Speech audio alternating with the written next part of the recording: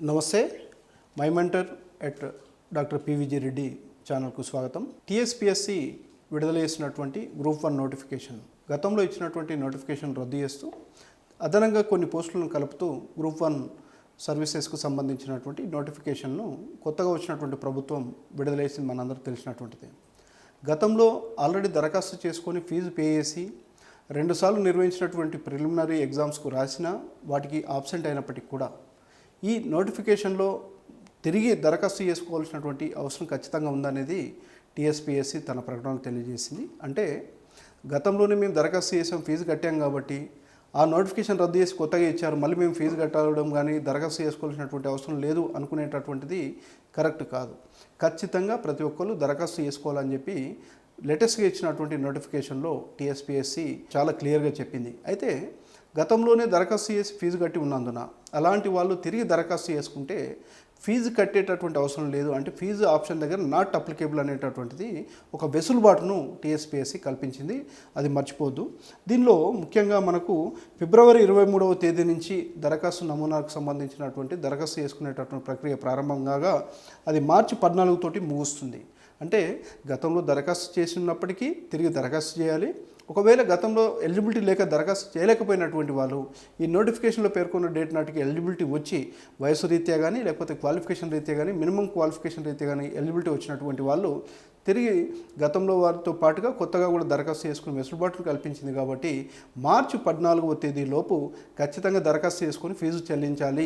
ఎవరైతే కొత్తగా దరఖాస్తు చేసుకుంటే వాళ్ళు ఫీజు చెల్లించాలనేటటువంటిది ఈ నోటిఫికేషన్లో పెట్టారు. ఇందులో పూర్తిగా ఇచ్చినటువంటి నోటిఫికేషన్ డౌన్లోడ్ చేసుకోవడమే కాకుండా ఒకసారి సమగ్రంగా చదవాల్సినటువంటి అవసరం బాధ్యత కూడా ప్రతి దరఖాస్తుదారుపై ఉంది. ఎందుకంటే దీనిలో గ్రూప్ 1 నోటిఫికేషన్కి సంబంధించినటువంటి పోస్టులతో పాటు అనేక ఎలిజిబిలిటీ క్రైటీరియాలు, వాటిలో కొన్ని పోస్టులకు వయసు అనేటటువంటిది కూడా పోలీసు సంబంధించినటువంటి యూనిఫామ్ సర్వీసెస్కి సంబంధించినటువంటి వాటిలో వయసు అనేటటువంటి కొంత తక్కువ ఉండడానికి అవకాశం ఉంటుంది. అంటే వాళ్ళకు అప్పర్ ఏజ్ లిమిట్ అనేటటువంటిది తక్కువ ఉంటుంది, మీ సాధారణ పోస్టులకు వేరువేరుగా ఉంటుంది. ఇలాంటి అన్ని అంశాలు కూడా అందులో ఇచ్చారు కాబట్టి ఖచ్చితంగా చూడాలి. ఈ ఇచ్చినటువంటి నోటిఫికేషన్లో పూర్తిగా మనం ఒకసారి చూస్తే కనుక 563 పోస్టులు గ్రూప్ 1 సంబంధించినటువంటి నోటిఫికేషన్లో తెలంగాణ పబ్లిక్ సర్వీస్ కమిషన్ ఇచ్చినటువంటి దానిలో 563 పోస్టులు ఉన్నాయి.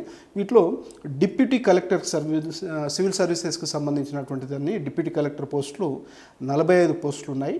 అదేవిధంగా deputy superintendent of police DSP అంటాం మనం, అవి 115 పోస్టులు ఉన్నాయి. కమర్షియల్ ట్యాక్స్ ఆఫీసర్స్ 48 పోస్టులు, సిటీఓ అంటాం మనం, కమర్షియల్ ట్యాక్స్ ఆఫీసర్స్ సంబంధించినటువంటి 48 పోస్టులు.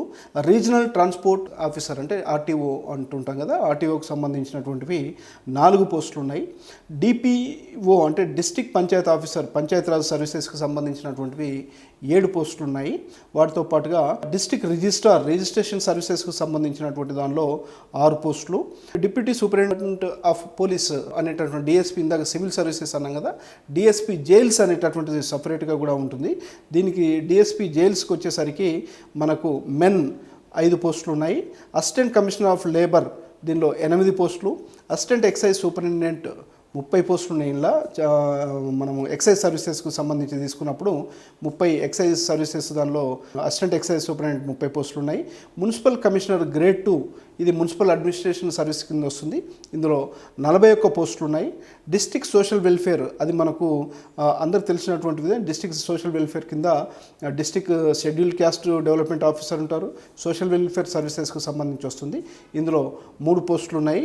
అదేవిధంగా డిస్ట్రిక్ట్ బ్యాక్వర్డ్ క్లాసెస్ బీసీకి సంబంధించినటువంటి welfare officer, district backward classes welfare officer కింద అసిస్టెంట్ డైరెక్టర్ ర్యాంక్లో ఉన్నటువంటివి 5 పోస్టులు ఉన్నాయి. డిస్ట్రిక్ట్ ట్రైబల్ వెల్ఫేర్ సర్వీసెస్కు సంబంధించినటువంటి దానిలో 2 పోస్టులు. డిస్ట్రిక్ట్ ఎంప్లాయ్మెంట్ ఆఫీసర్కి సంబంధించినటువంటిది డిఈఓ అని చెప్తూ ఉంటాము, ఇది ఎంప్లాయ్మెంట్ ఆఫీసర్ అని కూడా అంటూ ఉంటారు, 5 పోస్టులు ఉన్నాయి. అదేవిధంగా అడ్మినిస్ట్రేటివ్ ఆఫీసర్ ఇంక్లూడింగ్ లే సెక్రటరీ అండ్ ట్రెజరర్ గ్రేడ్ 2 అనేటటువంటిది, ఇది మెడికల్ అండ్ హెల్త్కి సంబంధించినటువంటి సర్వీసెస్ కింద ఉంటుంది. ఇందులో 20 పోస్టులు నోటిఫై అయి ఉన్నాయి టీఎస్పీఎస్సీ ఇచ్చినటువంటి నోటిఫికేషన్లో. అదేవిధంగా అసిస్టెంట్ ట్రెజరీ ఆఫీసర్ మనకు గణాంకాల శాఖకు సంబంధించినటువంటి ట్రెజరీ బిల్స్, ప్రభుత్వ సర్వీసులకు సంబంధించినటువంటి ఉద్యోగులకు సంబంధించినటువంటి జీతాలు భత్యాలు ఇచ్చేటటువంటి దానికి సంబంధించినటువంటిది ట్రెజరీ ఆఫీసెస్ సంబంధించిన దానిలో ఉంటుంది. వాటికి సంబంధించి కూడా గతంలో కంటే మనకు చాలా ఎక్కువగానే పోస్టులు కనపడుతున్నటువంటిది మనకి ఇక్కడ. ఎందుకంటే 38 పోస్టులు ఇందులో ఉన్నాయి. అసిస్టెంట్ ఆడిట్ ఆఫీసర్కి సంబంధించినటువంటిది 41 పోస్టులు ఉన్నాయి.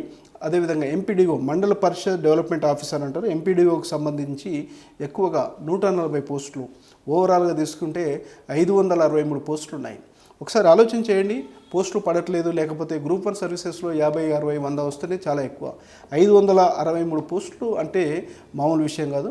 మీకు అందరు కూడా ఒకటే ఏంటంటే మాకు రాదు, లేకపోతే ఏజ్ అయిపోయింది, మాకు ఎక్కడ వస్తుంది అనే దానికంటే కూడా పట్టుదలతోటి చదివి ఈ పోస్టు ఎందుకు నేను కొట్టకూడదు, గ్రూప్ 1 పోస్టును ఎందుకు సాధించకూడదు అనేటటువంటి పట్టుదల తెలంగాణ యువతలో ఖచ్చితంగా కనిపించాలని నేను కోరుకుంటా ఉన్నాను.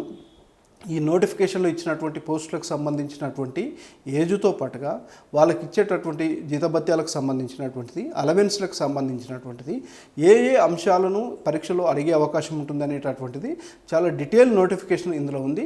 మొదటగా ఆ నోటిఫికేషన్ డౌన్లోడ్ చేసుకోవడంతో పాటుగా ఈ మార్చి 14వ తేదీ చివరి తేదీ కాబట్టి ఎక్కువ సమయం కూడా లేదు కాబట్టి మొదటగా దరఖాస్తు చేసుకొని ఆ తర్వాత నోటిఫికేషన్ను క్షుణ్ణంగా పరిశీలించి మెటీరియల్ను మనం వెంటనే కనుక తెచ్చుకోగలిగితే, వాటిపైన ప్రిపేర్ అవ్వగలిగితే కనుక ఖచ్చితంగా దీనికి సంబంధించినటువంటి జాబ్ కొట్టడానికి ఆస్కారం ఉంటుంది. ఆ దిశగా అందరూ ప్రయత్నం చేయాలని, ముందుకెళ్ళాలని కోరుకుంటున్నాను. Thank you very much.